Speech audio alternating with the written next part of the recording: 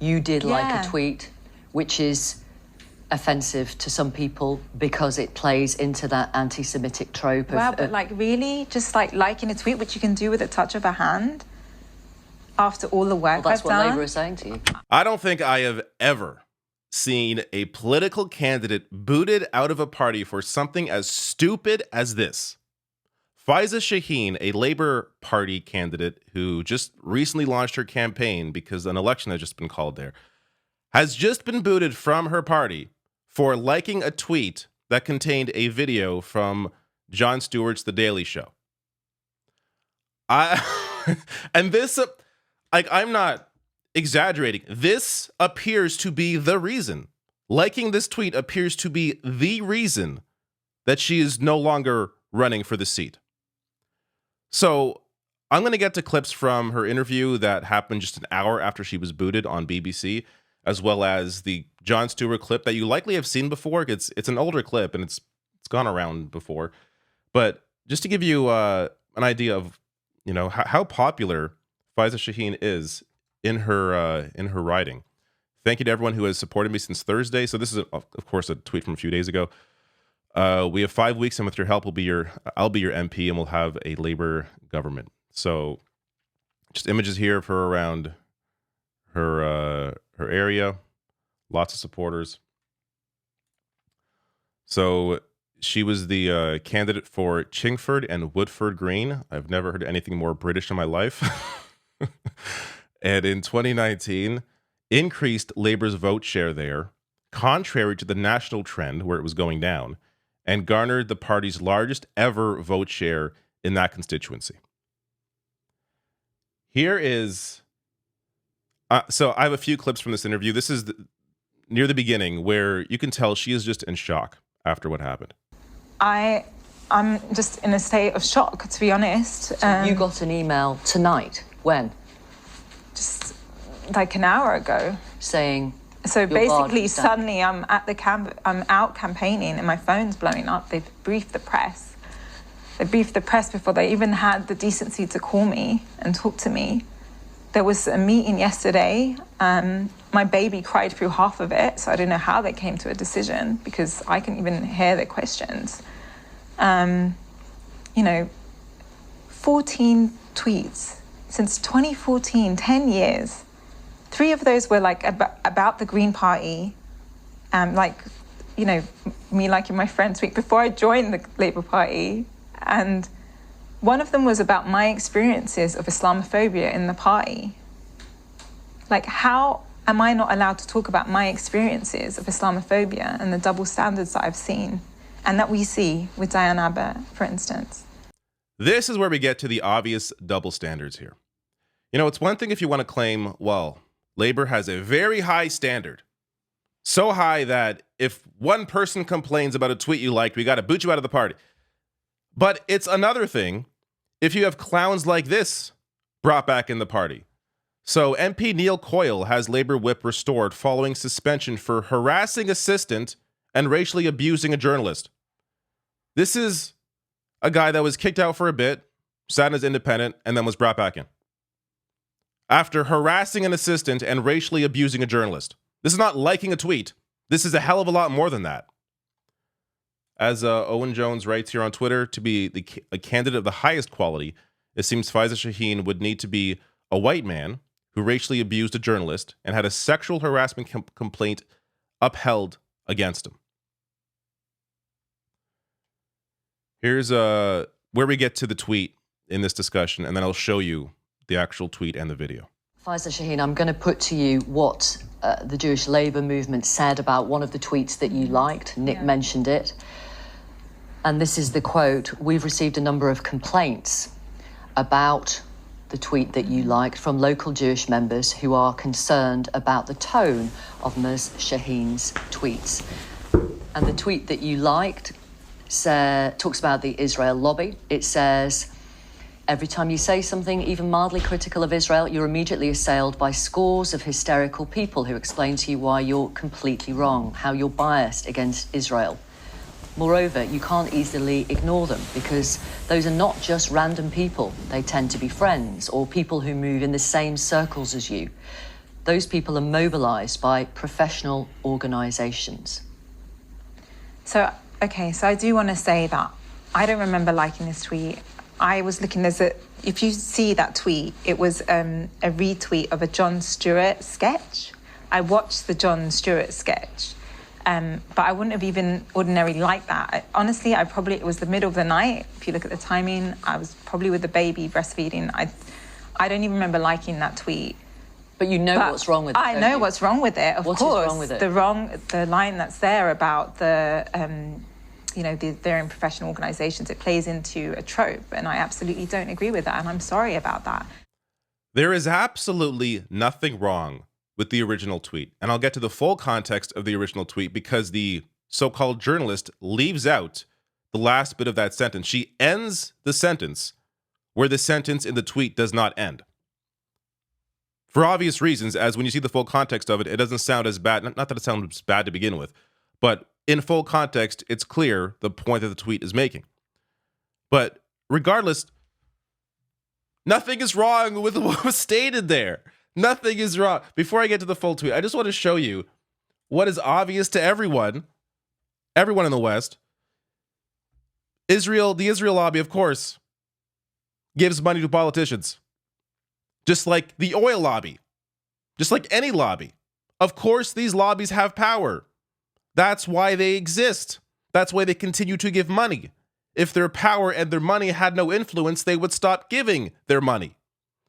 So in terms of, this is for conservatives, but a third of them are funded by the Israel lobby, including groups like Conservative Friends of Israel, American Israel Public Affairs Committee, or AIPAC, Australia-Israel Cultural Exchange, and European Leadership Network. And as it applies to labor, there's Labor Friends of Israel. So Labor Friends of Israel operate on a similar wavelength, and the rules of engagement appear to be identical. Anyone trying to deny that these lobbies have power, please tell me, why are they giving money? For fun? Like, are you stupid? Now, look, it's important to give full context here. This is from socialistworker.co.uk. I'll link to the full article below the video under sources on YouTube. But they make a good point as well. Instead of identifying Israel's part in the West's imperialist project, some imagine that an Israeli lobby is controlling and influencing Western leaders to do its bidding. Unfortunately, this theory can play into the hands of our enemies, especially when the term Israeli lobby is swapped with the term Jewish lobby, which would be anti-Semitic, because this is not about the power of Jewish people. This is about the power of the Israeli government. That's why it's the Israeli lobby. It can echo anti-Semitic tropes about how a small number of Jews secretly control everything from the media to politics. To avoid falling into this trap, Palestine activists must reach for a deeper understanding of the real motivations behind Western backing for Israel. For Britain and the West, Israel is a vital watchdog used to try and maintain imperial control in the Middle East, which of course is true. So that is the greater purpose of these lobbies. That said, the power comes from the lobby, the lobbying. That's why they are there. That's why they do what they do. Whether it's the oil lobby, whether it's the Israeli lobby, whether it's any lobby. So to deny that existence and that power is to deny reality. Now, here is the tweet. This is the tweet that was liked by this former candidate. Let me read the full thing. The Israel lobby influences policy in various ways, but while people focus on campaign contributions, I don't think it's the main mechanism. If you ask me, this video perfectly illustrates how it more often works, which is far more mundane. Basically, every time you say something, even mildly critical of Israel, you're immediately assailed by scores of hysterical people who explain to you why you're completely wrong, how you're biased against Israel, more or less explicitly accuse you of anti-Semitism, etc. And it just never stops. Moreover, you can't easily ignore them, because those are not just random people. They tend to be friends of people, or people who move in the same circles as you. This is where the journalist stops. She says those people are mobilized by professional organizations, and then she stopped talking. This was the rest of the sentence. Those people are mobilized by professional organizations, but to a large extent, that is organic. So the professional organizations being the lobbies, of course they have influence with their money and their power and trying to move the way people think and post. That, of course, has influence. But This post even says that isn't even the issue. The issue is to a large extent that this is organic. It's like, why would you not, as the journalist, include the full context in your message, unless it's to simply try and paint this tweet as really toxic, when in reality, it's just pointing out facts. Going on to say this nonstop harassment is just exhausting, and since most people don't really care about the Israeli-Palestinian conflict, they usually stop talking about it, or if they're a politician, do whatever those people want them to do, rather than having to put up with it because in the end, it doesn't cost them much. These are just facts. Now, let me get to the the Jon Stewart clip. It's that you probably seen this before. It's a famous clip. So I may not play all of it since it is a long clip. I'm not sure Comedy Central and their copyright issues. So in case the clip doesn't appear in this video, you know why. I'll link to below the video under sources, but I will at least play a bit of this. We'll start tonight in the Middle East, where Israel... What? Israel isn't supposed to defend itself? Oh, yeah, if Mexico bombed Texas, will we exercise What other countries held to the same standard as Israel? People that want to destroy her terrorists? What is the matter with you? It's the only democracy in the Middle East, you turd! Self-hating Jew?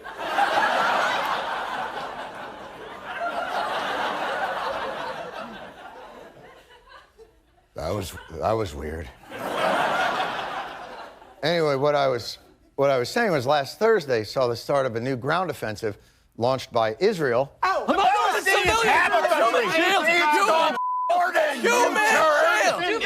Tradition! All right, so it's a hilarious clip. And again, this is from a few years ago, not the recent resurgence of Jon Stewart on The Daily Show. He's been very good on this issue for a while. Now, this was brought to Jon Stewart's attention, this candidate getting booted. So Mehdi Hassan on Twitter wrote to Jon Stewart saying, "Hey, Jon Stewart, not sure if you're following the Jon Stewart-related news out of the UK, but Labour parliamentary candidate and Muslim woman Faiza Shaheen has just been suspended tonight from the Labour Party for liking on Twitter this old Israel video sketch of yours." Jon Stewart replies saying, "This is the dumbest thing the UK has done since electing Boris Johnson. What the actual F?" Now, there is one more clip from this discussion that I'm going to share. Whether you meant to or not, you did like Yeah. a tweet which is offensive to some people because it plays into that anti-Semitic trope of... Wow, but like really? Just like liking a tweet, which you can do with a touch of a hand after all the work Well, that's I've what done? Labour is saying to you. I know, but I can't believe, and honestly, I feel foolish. I feel foolish. Why do you feel foolish? Because everyone said I was the one socialist that was running, you know, it was a surprise I wasn't blocked earlier. Everyone knows that. And of course, they were going to come for me, and I did something stupid. And honestly, I don't remember liking that. And any new mum will know what that's like. But I've done so much work in the community, like bringing communities together, bringing people of different faiths together is something that I really enjoy doing. I mean, that interfaith vigil was amazing. This gets to why I think she was targeted here. They were looking for a reason to boot her out because she is one of the few socialists left within the Labour Party. So since Jeremy Corbyn was pushed out of the party, there has been this attempt to try and make Labour just more conservative generally, and just more like the Tories. And they have been successful in pushing out many of the left-wing MPs, left-wing candidates. And Faiza Shaheen, from my understanding, is one of the few left. And they were just dying to find a way to get her out of the party. This goes to, I think, the obvious double standard. You know, when it's someone that they like, when it's someone whose politics they prefer, they're going to gloss over their... As I showed you earlier, when it came to that one individual, that one MP who harassed somebody, they're going to just gloss over, not care, bring them back into the party. When it's someone whose politics that they don't like Faiza Shaheen, they're going to find a way to kick her out. And that's exactly what they did. And I just got to, on the journalist there, your job is to look at this objectively. You should be reading the full tweet, giving the full context, giving the context of other MPs who have done much worse things, much worse things, and remain in the party. Your job isn't to simply sit there and spout the view of the Labour Party. But this journalist, like, she should be laughing at how ridiculous this is instead of trying to make it or trying to justify it and cutting off sentences to make things worse, sound worse than they actually are. A few last things. I just want to share Faiza Shaheen's tweet here saying, "I'm in shock, but I'm a fighter. Sign up to my mailing list below. I'll put more out later today. It's hard for me to put into words how much your support means to me. From my heart, thank you." And she leaves a message just detailing what happened and how this is not the end of my story, and I will be releasing all the detail of what has happened to me publicly very soon. Owen Jones just showing an old Keir Starmer tweet here. Keir Starmer, of course, being the leader of Labour. He previously described Faiza Shaheen as a fantastic candidate. He now publicly defames her while standing by candidates who are, among other things, have said racist things and had sexual harassment claims upheld, as I showed you earlier. And Faiza replies to that saying, "Please don't undermine my credentials, Keir Starmer. I came from a family with a violent father and spent part of my childhood on benefits. I'm now a visiting professor and teach at LSE. Public services really helped me, and I had to work so hard to get to this point in my life." I'm looking forward to hearing more from this story from Faiza Shaheen, just giving whatever other details she can. And I don't think she's going to be, down and out. This is somebody who sounds like they're very popular within their community. She'll find whether it's another party or another way to be involved. And just seeing the tools that those in power will use to try and take good people down like this, I just find so disgusting. But it's heartening to see that individuals like this are not brought down when stuff like this happens to them.